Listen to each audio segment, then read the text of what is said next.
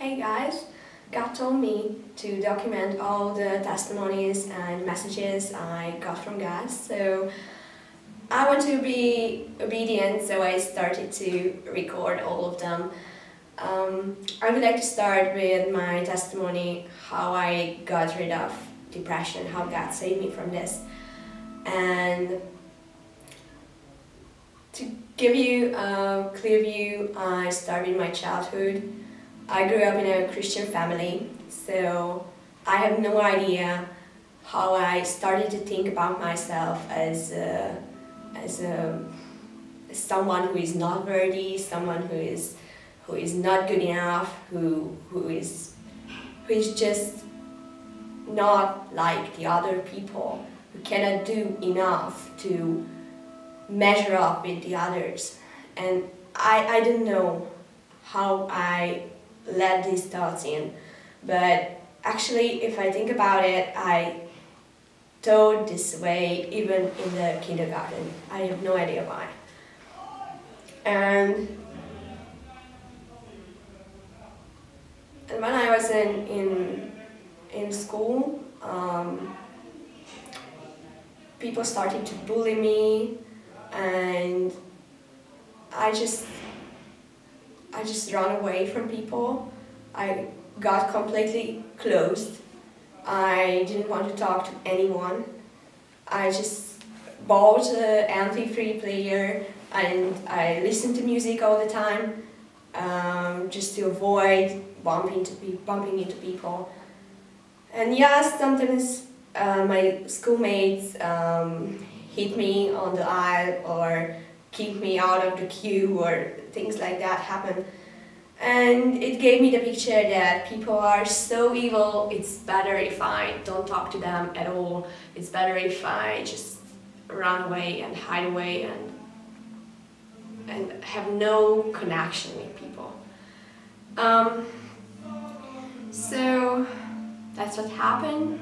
And as I got separated from all my friends, the devil could really speak lies into my mind, and I started to accept them. So I got deeper and deeper in depression. I had this idea that I have to prove that I'm valuable, I have to prove that I'm worthy. So I started to learn very hard, study very hard, just to show that I can do something. I'm valuable because I can get good marks and I can show that I'm talented. So I was really under pressure all the time because I had to prove, and I had to get the best marks all the time. So 90% was not good enough at a test. I had to get 100%. So yeah, that's how I lived. And meanwhile, I was just so not well. Like I was dying inside. I felt that it's better if I don't live. It's better if I just disappear. So I thought if I hadn't been here, it would have been better for everyone, for me and for the other people as well. So when I was 17, I reached the bottom line. Like when I was thinking about suicide every day, and even the smallest problems led me to this thought that I have to kill myself. Like I didn't get the mark I expected, so let's think about how I should kill myself. So that's the way I thought this time. And I had some funny misconceptions as well. So like I was traveling on train and I felt like everyone is about to hate me and hurt me. And if people laughed at something around me, I felt that they must be laughing at me. So it was funny, actually. I was not free to think about the way the things were actually. I lived in an illusion. The darkness projected around me, so I had no connection to the real world actually. I lived just in lies. And I was a Christian at this time, so I had a relationship with God, some kind of relationship with God. I prayed especially for exams, you know, I had to be good, so I prayed a lot to get the best marks to show that I'm good, you know. And yeah, so that was when I was 17 that I really reached the bottom line, but I didn't have this, you know, inside. So I had no idea that I was in a huge trouble. I felt that, okay, sometimes I don't feel that well, but it's not a big deal. So I didn't have this idea that I have depression, I need help. Okay, so that I had a serious problem. I have this view just afterwards. When I was in, I just felt that, okay, that's the way I live. I thought that I am like that. That's my personality. I didn't want to change. I thought that that's I am. So yeah, I was really deceived. There was a inner healing conference in my village. I went there, the teachings were fine. The big deal was that you could ask for prayer at the end, so I went up to the front, although I didn't want to go. And the woman prayed for me some stuff which were quite spirit inspired, you know. And she just said that, okay, spirit of suicide, go. And I didn't fall on the ground, didn't shout anything strange. I just went home, and a few months later I looked back and, oh my gosh, how it was such a long time that I didn't think about suicide. When was the last time when I thought about it? And I realized that since this conference I haven't thought about suicide, and it was strange. I was still in depression, I had still very low self-esteem, I had all these other problems, but I was not suicidal. And God started to open me up. I moved away from my parents, and I ended up living with 5 other girls in a 20 square meter dorm room, which is not the perfect place for a girl who hates everyone. And that's how God started to heal me. Like, there were some party-faced girls in the room, and they were very accepting and very loving towards me. They weren't Christians, they were just simply friendly. And God started to heal me through them. And I started to become more and more open towards other people, and I had strange thoughts that maybe not everyone hates me, which was a huge revelation. And so I continued this project that I have to be perfect, I have to show the world that I'm valuable. So I learned very hard, and I started to learn English, and in my free time I listened to some YouTube video teachings, not for the purpose of growing spiritually, it was just about developing my listening skills. So I started to listen to Caine and William Poyang, and I felt that these teachings were good, but it wasn't like that I listened to teaching, and I felt that, okay, I'm free. So I just listened to them, and these truths, these revelations got stored in me, in my subconscious, and God just brought them up at a certain time and revealed these truths to me. One of these core truths that really helped me to get out of depression was that, is Jesus' blood enough or what? And when I heard this, it really hit me, and I felt that it's not fair. I loved feeling sorry for myself. I loved being in this miserable situation. I wanted others to feel sorry for me, and I love feeling sorry for myself. So the fact that I could walk out of this pit was so irritating. So I hated this sentence.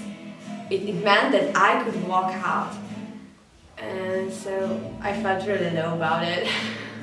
And that's when I started to realize that I had some kind of problem. So before that I felt that I'm okay. I want to kill myself, but it's not a big deal, you know. And that's when I started to feel that, okay, there's something God has to heal me. In the summer of 2015, so yeah, last year, I saw an advertisement on Facebook that voluntary translators needed and an international kids camp. So I thought it would be a great idea to become an English interpreter. I thought it would be great to go to this camp and be a voluntary interpreter and have some experience in this. The problem was that going to camp as a volunteer means that you have to talk to people, which was a serious problem for me. They would even come up to me and ask my name, or maybe they want to talk to me. And it was ridiculous, so I couldn't imagine myself being in any kind of relationship with people, because I was that low at this time. So I sent the application, and I thought, God, you must help me. I'm in. There's no way back. I have to go there. I have to go through this. God, just help me, because it's a thing which is not for me. But I thought maybe God can help me. There will be some introduction conversations, and after that I could hide away. God had a better idea, let me say. So I went there, and it turned out that I'm not just one of the interpreters. Actually, I was one of the group leaders, which meant that 24 hours a day I was responsible for kids, and I had to teach kids besides interpretation. So I spent the whole day talking to people, which is really strange. And I was really shocked that I have to teach the kids, then I must give them something. So I woke up early in the morning every day just to be with God, which I hadn't done for a while at this time. And I really got some messages from God, so I could share something with the kids, and the kids were really interested. I was kind of like shocked that God could use me. Like, the kids wanted to talk about stuff even when the time was up, so it was a great thing. Actually, this camp was a crazy thing, so everything which could have gone wrong went wrong. Like, the kids bullied each other. There was an epidemic. There was no place to get a shower. I couldn't sleep at night. I woke up early in the morning every day, and I couldn't sleep at night. The weather was bad, so it was a crazy camp. I was completely exhausted at day one, I think. But the volunteers there were so loving and so accepting. I haven't experienced that kind of stuff before, which is crazy because I grew up in church. But it's the fact. I haven't experienced that kind of love before. Even if I messed up something, which I did quite often, I didn't have much experience with people, not to mention leading a group before, you know.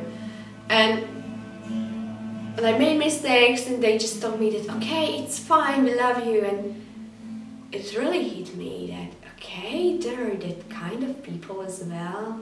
It's crazy. And it really helped me to open up. And at the end of this camp, there was a meeting with the kids. I don't know what was it about. I just felt the Spirit of God falling on me, and God just told me that, okay, can't you realize why you are at? Like, can't you realize how long I have taken you? That 3 years before you were thinking about suicide, and now you are sharing me with others. So can't you realize that I'm already healing you? It's not about whether I will heal you at some point of the time, but I'm already in the process. And can't you realize that if I was able to take you from there to this place, I'm well able to help you to make you completely healed. And that was the point when I realized that, okay, God is about to heal me, and God is already healing me. And I went home, I slept 3 days, and I woke up and I felt, I'm not the same. Something must have happened in this camp, because something is just not the same. So I couldn't get over it. I was walking in my room and thinking about every minute of this camp, which was from many aspects not the ideal. But God really used it. So I would like to thank you all guys who were there, Chris and Noemi and Eva from this volunteer camp, volunteer team. You were amazing, and God really used you to break down the lies of the enemy.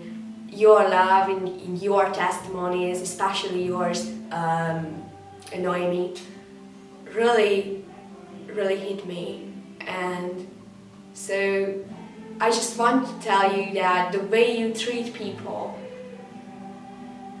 is an amazing tool in the hand of God. And God just used you at the perfect time to kickstart me and to you know, to start something in me, to rise the hope in me. After this camp, I continued this I have to prove my value stuff, and I continued learning very hard. But while I was learning, I just felt the love of God, and I had to stop. And this revelation that I will get out of this got deeper and deeper in me, and that was the turning point when I finally realized that God is well able to help me out of this. Because before that, I knew God was able to heal anyone. I saw these testimonies about people getting out of wheelchair and stuff, and I believed them all. but I couldn't accept that God is about to heal me. And actually that was the turning point when I just realized it. And you know, not with my mind, but it really got deep into me. And I listened to many preachings, and I had a lot of knowledge about inner healing. So I was really the person who sits in a prison with the keys in her hand. So I really knew how to get out and how to walk out of this. So when I finally got this revelation that God is about to heal me, I immediately knew what to do. And it was selecting my thoughts. And I just collected all the Bible verses which are about my value, that God has chosen me before the creation, and that I'm accepted and beloved by Him, that I'm perfect in His eyes, and all this stuff. And I started to speak this truth to my mind. Like when I woke up and I felt like I'm so miserable, it's better if I'm not alive, then I just stopped it. Okay, this thought is not mine. I won't accept it. I will just throw it away, and I will replace it with truth. And if the Bible says that I'm accepted and beloved, then I am, even if I don't feel like that. And I just started to select my thoughts, like independently from what I felt. So sometimes I felt really low, I felt really depressed, and I just went to the mirror and I said to myself that, okay, you are not what you feel you are. You are the loved child of God. You are free because of the cross. Even if you don't feel you are free, you are free. And that's the way things started to happen.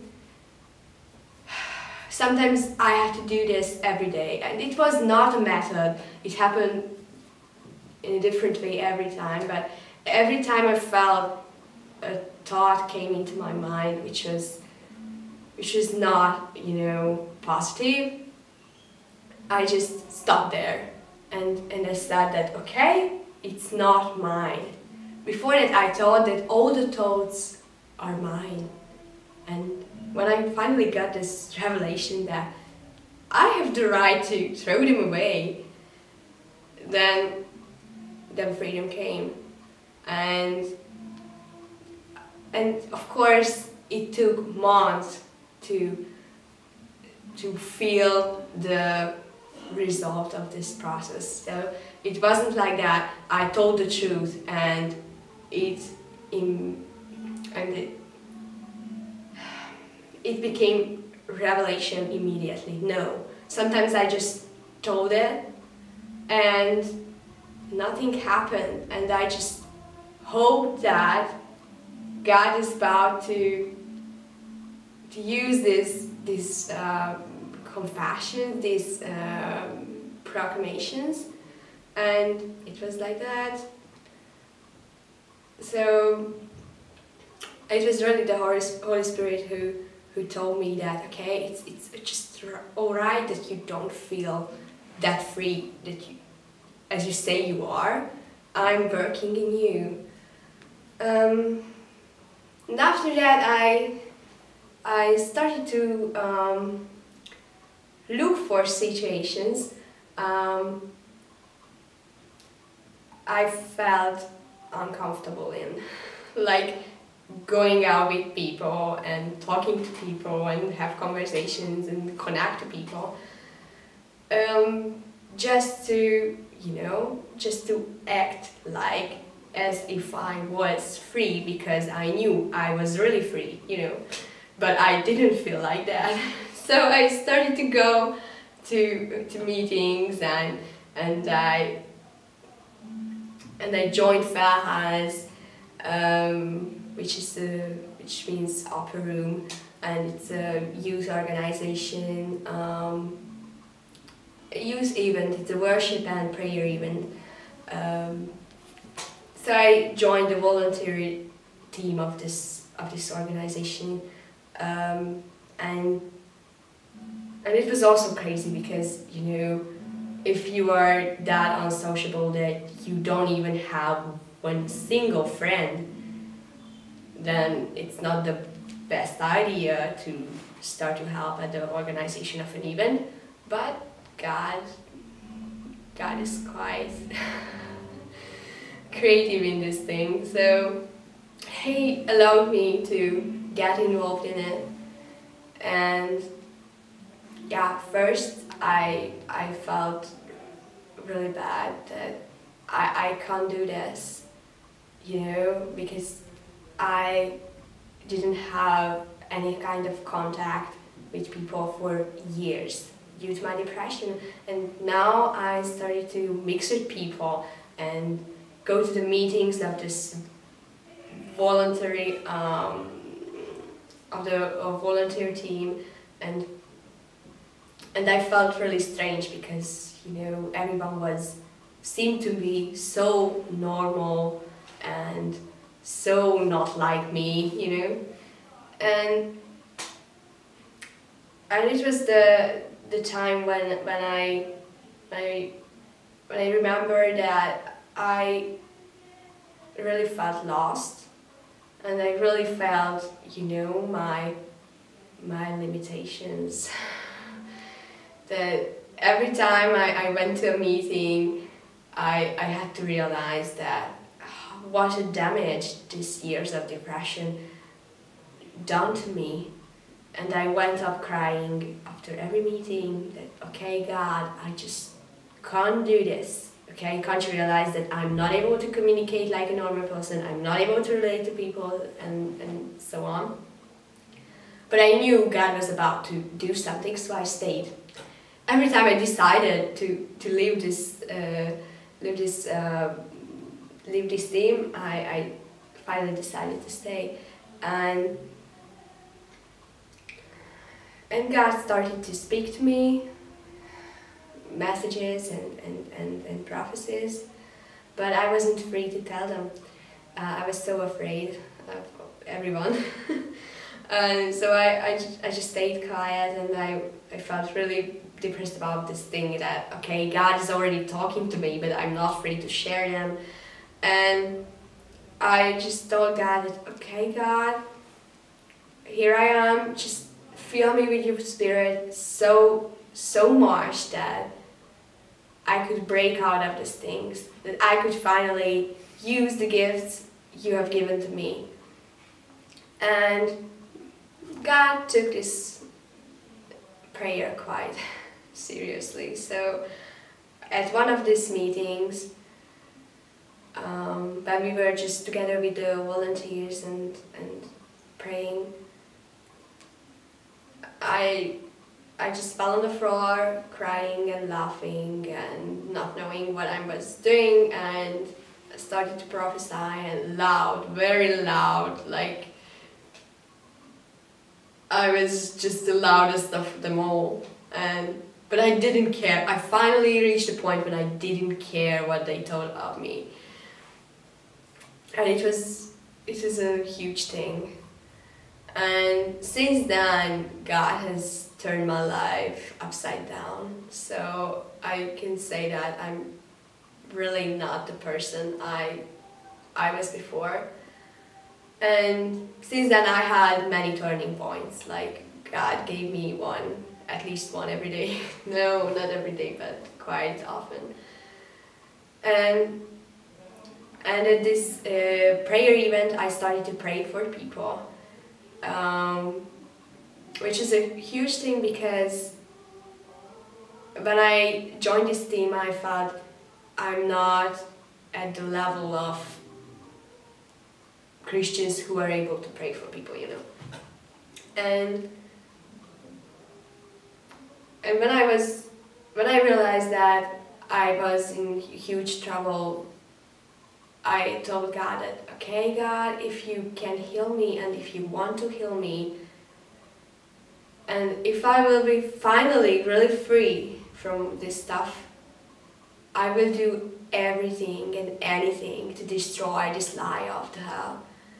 And since I pray for people at different events, God just sends these depressed people to me. Like, I don't know, I haven't prayed for physical illnesses so much because people who came to me are always in some kind of mental illness, because God just arranges the things like that. That people who with that kind of problem came to me. And so it's crazy. And I could really see people getting free from depression or starting their way out. So sometimes I just share my testimony in 5 minutes and they say that, okay, I know that God is about to heal me, I will be okay. Okay, but you wanted me to pray for you. It's fine, I'm going to be okay.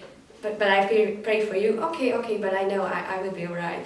So that's the way God uses my story, and it's crazy.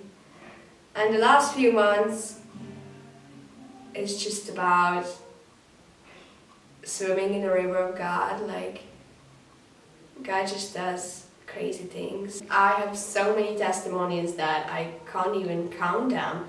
That's why I started this recording thing, that I want to record them all, because, you know, it's God's work and He is supposed to get all the glory, you know.